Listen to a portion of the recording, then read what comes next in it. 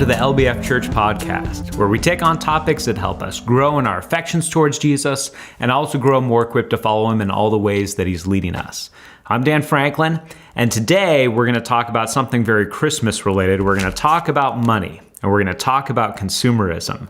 But before we do, I want to spend a little bit of time giving a book recommendation, which I like to do often in these episodes. So the book that I want to recommend is a book that I read earlier this year. One of my favorite authors, Tim Keller, wrote a book called Making Sense of God, and the subtitle is An Invitation to the Skeptical.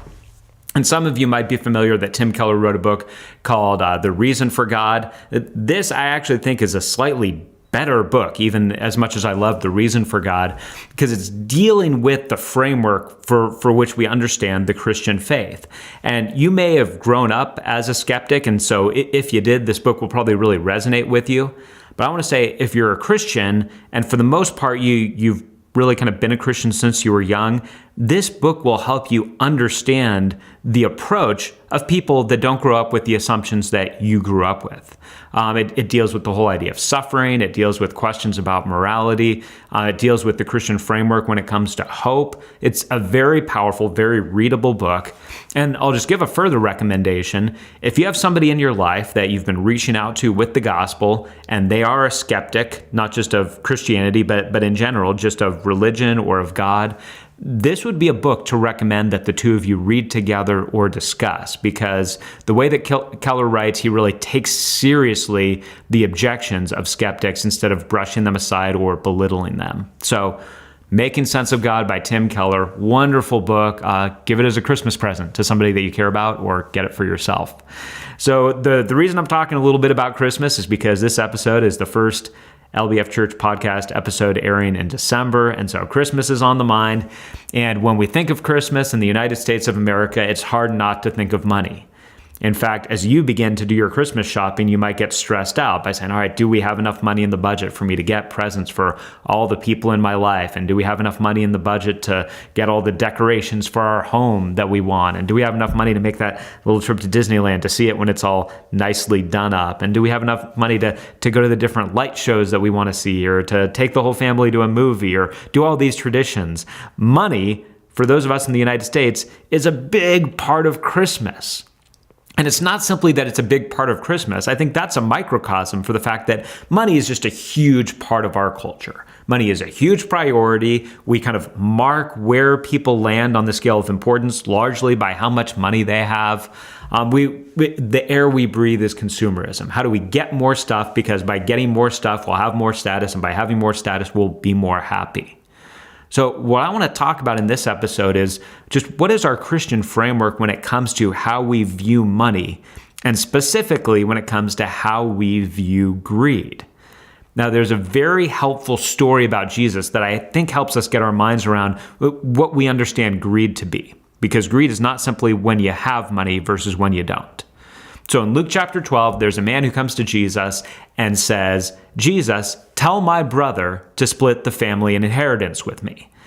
And we don't know the full details of the family situation of this man who comes to Jesus, but in some way he feels slighted or cheated, and he thinks, I'm going to go to Jesus and solve the problem I've been having with my brother. And for this man, the way that he would frame his problem is, my problem is that I don't have my right share of the inheritance. And Jesus shows next to nothing as far as interest in solving this problem. He says to the man, who made me your judge or arbitrator? He has no interest in resolving the inheritance question. And the powerful thing is that Jesus doesn't even say, hey, I looked into your heart and I found out that you're in the wrong and your brother is in the right. It's possible that the man who came to Jesus was in the right in a legal sense, or that he had some legitimate beef with his brother. Jesus says, I have no interest in solving that problem. And then the next words out of his mouth are, be on your guard against greed. And I can just imagine this man who came to Jesus saying, who said anything about greed? My problem is not greed. My problem is that my brother won't split the inheritance with me. And Jesus says, I disagree. Your problem is greed. And the reason I think that this is so powerful is because Jesus, by this simple interaction, shows us a framework for how we understand what greed is. And what he's telling us is that greed is when we believe that money will solve our problems. This is supported by the fact that the Apostle Paul in Colossians chapter 3 says that greed is idolatry. An idol is something that we think will solve our problem. So, gosh, I'm so lonely. Well, you know what I really need? I really need a wife, or I really need a husband. That will solve my problem. That's idolatry. In the same way, gosh, I'm just so stressed about everything going on in my life. If I just had money, that would solve my problems. Jesus says that's greed. Greed is not the fact that you want more money. Everybody kind of wants more money. That's not wrong to want more money. Greed is not that you have money or that you're spending money. Greed is that you see money as the solution to your problems, and that's idolatry. So what I want to do now is I want to say, all right, if that's what greed is, how do we as Christians combat greed in a culture that is filled with consumerism, where greed is seen as something that's just a part of our lives? Of course we would look to money as the solution to our problems. We're going to look at a passage in 1 Timothy where the Apostle Paul talks about 3 practical ways that we combat greed. And I think these are great things to practice during the Christmas season and frankly all the time. So I'm going to read from 1 Timothy chapter 6. The context of this is that Paul has been talking about the fact that there are some teachers who are posing as Christians, but they're really just doing it to get money. He says that they see godliness as a means of gain, as a means of getting rich. So in verse 6, he says, "But godliness with contentment is great gain." So if we're talking about ways to combat greed, way number 1 is that we need to embrace gratitude. Paul says, if you have godliness and you have contentment, that's the greater gain than having riches. And the idea of contentment is the sense that we're satisfied with what God has given us. And that whole idea of being satisfied with what God has given us means that we have gratitude. We look at what we have and we're thankful for what we have. If you want to combat that itch to say, I've got to have more, one of the core ways to combat that is to say, God, thank you so much for what I have. And it's easy to miss the fact that for those of us living in the United States, the vast majority of us live like kings compared to the rest of the world, and certainly compared to most people throughout human history. I got reminded of this because this last August, I got to spend a week in Haiti for one of our LBF Church Go teams. And just being there was a reminder of how many people in the world live without fresh water that they can go and get at their refrigerator, without the ability to take a shower anytime they want to, without the variety in food that we get to experience where we drive through a center and we have 6 different restaurants that we can choose from. We live in luxury. Most people live with very little. And one of the things that was a challenge in being over in Haiti is that the compound that we were staying at, we had to take, the showers we had to take were cold showers. And that's no fun. We get spoiled in the United States with having hot showers. And this came back to mind because just about a week ago, I was taking a shower at home and the water was taking a long time to warm up. And I found myself just getting really annoyed with the fact that I was not able to take a hot shower right away at my command. And I was reminded of that time in Haiti where even though I was taking a cold shower every day, I was taking a shower in a place where most people weren't having the luxury of taking a shower. And here I am in California, frustrated that the water's not as hot as I want it to be, but I'm still getting to take a shower anytime that I want to. I'm still getting to go to my refrigerator and get fresh, clean water anytime I want to. I still can go out and grab a snack anytime I want to. I have a warm bed. I have air conditioning and a heater in my home. We have multiple cars. I have a place that I can come and work that's incredibly comfortable. We live like kings. And we don't need to feel guilty about the fact that we have these blessings from God. But if you want to combat greed, that idea that I gotta have more in order to have my problem solved, then you need to start giving thanks. And this is just a practical thing. It's not very difficult once you pause to begin to take in all the blessings that God has given you. And I'm not even saying don't focus on the material, focus on the spiritual. But that's a great place to start. Focus on the fact that if you're a Christian, you have eternal life. You have your sins forgiven. You have the Holy Spirit living within you.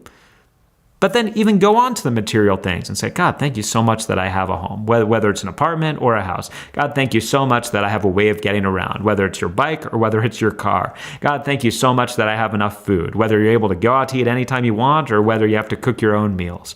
whatever situation you find yourself in, combat greed by giving thanks, by honestly looking at what you have and saying, I don't necessarily need to have any of this.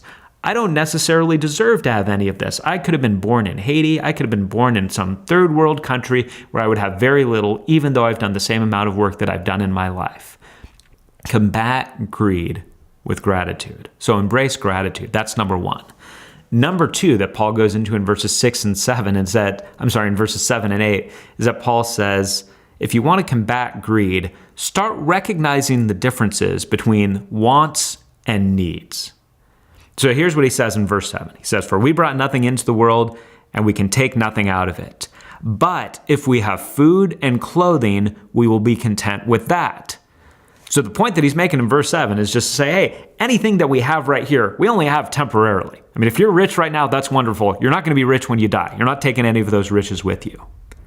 But if we have food and clothing, that's when we'll say, that's enough. Paul is saying, the promise that we have from God that gives us contentment is not that we have all the riches we could ever dream of. It's that we have our basic essential needs. We have something to put into our bodies and we have something to put on our bodies. If we have food and clothing, with these, we'll be content. And in the U.S., we just do not have a proper view of what should be a basic standard of living. We have an incredibly skewed view. Now, for many of us, if we think of ourselves as poor or even middle class or lower middle class, we have a skewed view. We're like the model who thinks that she's fat because she's spending time around women who are skinnier than her. The only reason we don't recognize that we are incredibly rich is because we see people on TV that are much richer than we are. When we look at our lives, we not only have the essentials, the things that God promises to provide, we have way more than that. So when we begin to look at our lives and grow discontent and grow greedy because we say, no, in order to have my problem solved, I need more. In order to have my problem solved, I need to have enough that I can get my kids the exact Christmas presents that they want. In order to have enough, I need to be able to get out of this apartment and get into a house. And in order to have enough, I need to get out of my starter home and get into a better home. And in order to have enough, I need to get rid of this used car that's always breaking down and start to have a new, nice car that's going to get me anywhere that I want to be. We have a skewed view of our needs. I remember when my wife, Karina, and I lived in Oregon for 8 years before we moved back down here to Southern California. And the United States as a whole, consumerism is the air that we breathe. Man, Southern California, it is the capital of consumerism. It is way more intense. And we noticed this in many ways when we moved back to California from being in Oregon. And one of the ways that we noticed it was just the way that people handle kids' birthday parties. That, man, you got inflatables and you got a magician hired and you have these crazy games and you're renting out a park or renting out a theme park. It was just crazy to us to look at this and to see the pressure that parents often felt of saying, well, this is what I have to do for my kid's birthday party. And I just wanted to say to them, and I'd want to say to you now, no, you don't. You don't have to do that. That is not a burden from Jesus. That is a burden from our culture. If you're looking at Christmas and saying, well, but I have to get my kids new devices. No, you don't. You don't have, that burden is not from Jesus. That burden is from the culture. If you're saying, well, in order to make it a real Christmas, we need to have elaborate lights and an elaborate tree, and we need to make sure that we hit Disneyland while it's decorated. No, you don't. You don't need any of those things. And I don't say that so much to shame all of us, but just to say, allow yourself to be released from that burden. That burden is not from Jesus. Jesus' burden is light. The burden that you are experiencing there is from the world. So it's not simply, I know with my kids sometimes they'll say, I need this. And I'll say, no, you don't, you just want it. And it can feel like a little bit of a rebuke to say we need to recognize the difference between wants and needs. Some of that's true. The bigger point that I want to say is that we experience freedom when we recognize that many of the things that we assume we just need this, we really don't. You really could have a Christmas with your family and just get each other $10 gifts each if you want to. You're not breaking any rule that Jesus has given you. It's okay if this year for Christmas you put up some simple lights and you just hang around at home and your house looks pretty much like it always does. You don't have to be caught up in that. You can decide to go camping cheap for a vacation instead of going to an elaborate spot and spending lots of money. You live in a culture where you think that you're the fat girl because you're surrounded by the skinny models. You are not poor. Your family is not missing out just because you are not trying to keep up with everyone else. If you want to combat greed, first of all, embrace gratitude. And secondly, recognize the difference between wants and needs. There's nothing wrong with experiencing the luxuries, but recognize that they're luxuries. They're not basic needs. And finally, the third thing that Paul says when it comes to combating greed is he says, look at the results of those who get what they want. And that's what he says in verses 9 and 10 of 1 Timothy 6. He says, those who want to get rich fall into temptation and a trap and into many foolish and harmful desires that plunge people into ruin and destruction. And powerfully enough, he doesn't even say those who get rich end up this way. He says those who want to get rich, those who are after it, those who see money as the solution to their problem, they end up in all kinds of horrible situations that ruin their lives. And then he famously says in verse 10, for the love of money is a root of all kinds of evil. Not money is the root of all evil. That's not what Paul says. He says the love of money is a root of all kinds of evil. If you love money, if you're greedy, if you see money as the solution to your problems, you will commit all kinds of evil. And he goes on and says, some people eager for money have wandered from the faith and pierced themselves with many griefs. And we really don't have to look that far to see that what Paul is talking about is true. If you look at celebrity culture in the United States and the people that we look at and say, gosh, what would it be like to have a life like that? What would it be like to have a life like that athlete or like that actor or like that musician? And how many stories of these people being miserable and these people getting divorces and some of these people ending up broke because of overspending their money. How many stories do we need before we come to realize their lives are not the lives that we really want? It's an illusion. And you know what? Even if they did keep all that money and live large, Paul has already said, we brought nothing into this world. We're taking nothing out of it. You don't bring those riches with you. Paul says, if you really think that money will solve your problem, just look at the people that have it and ask yourself, are they really free from problems? In fact, Solomon in Ecclesiastes talked about the idea that the more money that you have, the more worry that you have because you're trying to figure out what to do with all of it.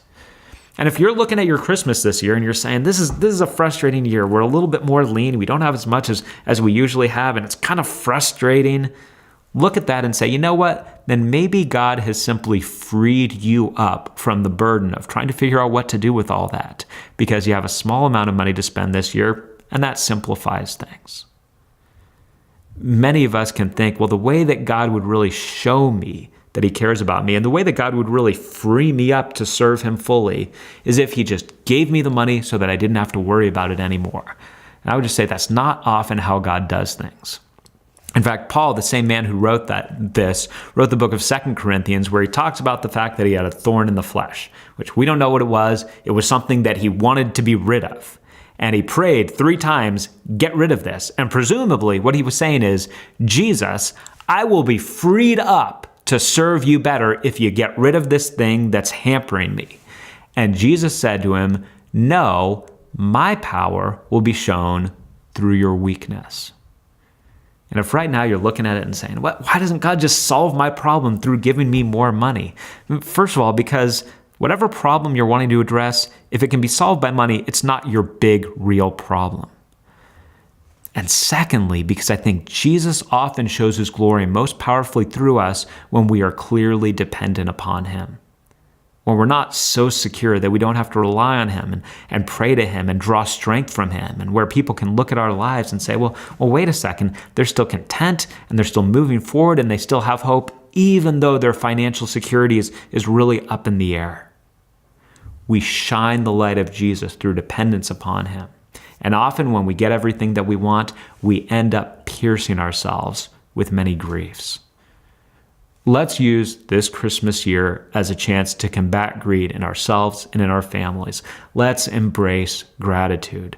And let's recognize that many of the things that we think of as basic needs, they're not. They're luxuries. And let's look down the line of where greed leads people to realize it's not what we really want. And that leads us right back to contentment and gratitude. This is obviously a big topic, and maybe even heading into the new year, some of you are thinking about money and thinking about budgets, so there might be some more to talk about in the whole subject of money.